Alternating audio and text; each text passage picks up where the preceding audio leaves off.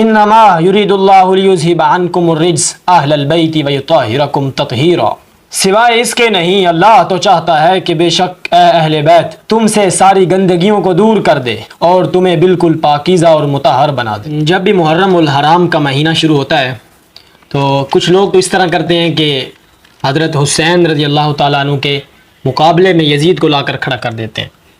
یعنی ان دونوں کا تقابل کرنے لگ جاتے ہیں۔ حالانکہ حضرت حسین کا اور یزید کا بالکل تقابل کیا آپ کہتے ہیں کہ نسبت ہی کوئی نہیں ہے، حضرت حسین کدھر ہیں اور یزید کدھر ہے۔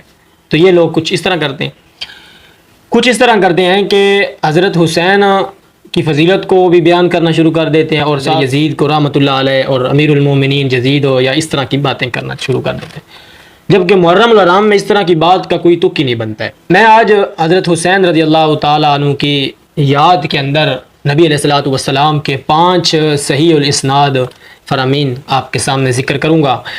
اور اللہ سے دعا کروں گا کہ اللہ تعالیٰ ہمیں حضرت حسین کے قدموں میں قیامت والے دن جگہ عطا فرمائے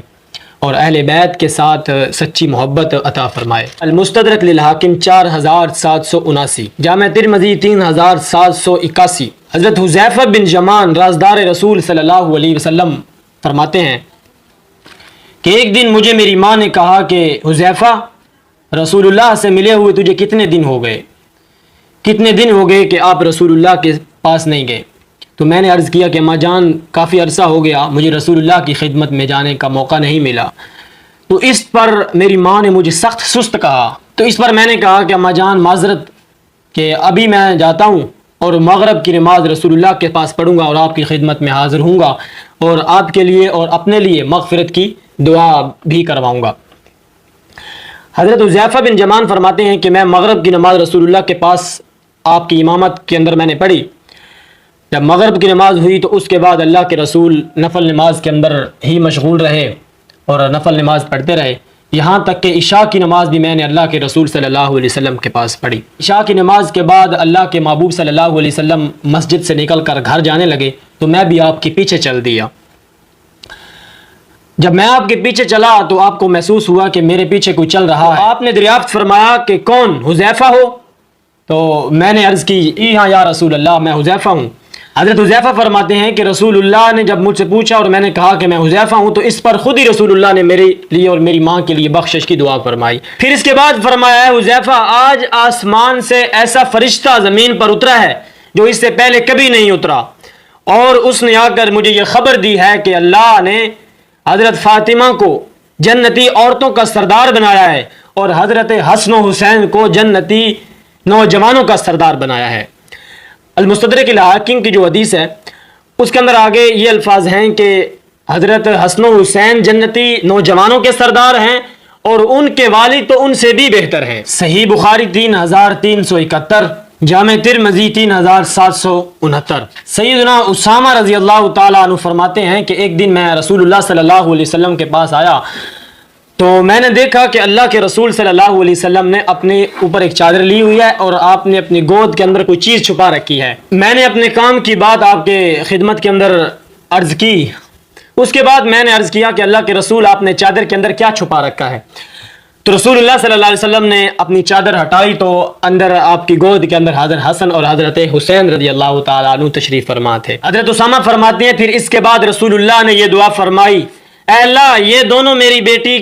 فاطمہ کے بیٹے ہیں اور یہ میرے نواسے ہیں، اے اللہ میں ان سے محبت کرتا ہوں اس لیے تو بھی ان سے محبت کر، اور جو شخص ان سے محبت کرے اے اللہ تو اس شخص سے محبت فرما۔ تو الحمدللہ ہم یہ دعا کرتے ہیں کہ حضرت حسن اور حضرت حسین کی محبت اللہ تعالیٰ ہمارے دل میں راسخ فرمائے، اور جو لوگ ان سے محبت کرتے ہیں اللہ تعالیٰ بھی اللہ تعالیٰ بھی ان کے ساتھ محبتیں فرمائے۔ جامع ترمذی 3774، سنن ابی داود 1109 اور سنن نسائی 1414۔ سیدنا بریدہ کا بیان ہے کہ رسول اللہ صلی اللہ علیہ وسلم ایک دن منبر پر تشریف فرما تھے اور آپ خطبہ ارشاد فرما رہے تھے کہ اچانک آپ نے سامنے دیکھا تو حضرت حسن و حسین دونوں سرخ کرتا پہنے ہوئے مسجد کے اندر تشریف لا رہے تھے اور وہ چل بھی رہے تھے اور گر بھی رہے تھے، یعنی ان کی عمر اتنی زیادہ نہیں تھی کہ سیدھا جو ہے وہ چل سکے۔ تو رسول اللہ صلی اللہ علیہ وسلم اپنے ممبر سے اترے،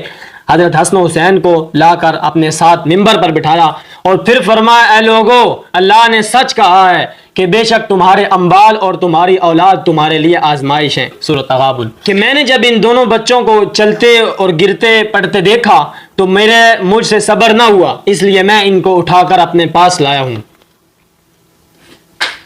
حتیٰ کہ میں اپنا خطبہ کاٹ کر ان دونوں کو اپنے پاس لے کر آیا ہوں۔ سنن نسائی کی حدیث کے اندر ہے کہ نبی علیہ الصلوۃ والسلام ایک مرتبہ عشاء کی نماز پڑھا رہے تھے اور اس وقت نبی علیہ الصلوۃ والسلام نے سجدہ کیا تو اوپر حضرت حسن یا حضرت حسین میں سے ایک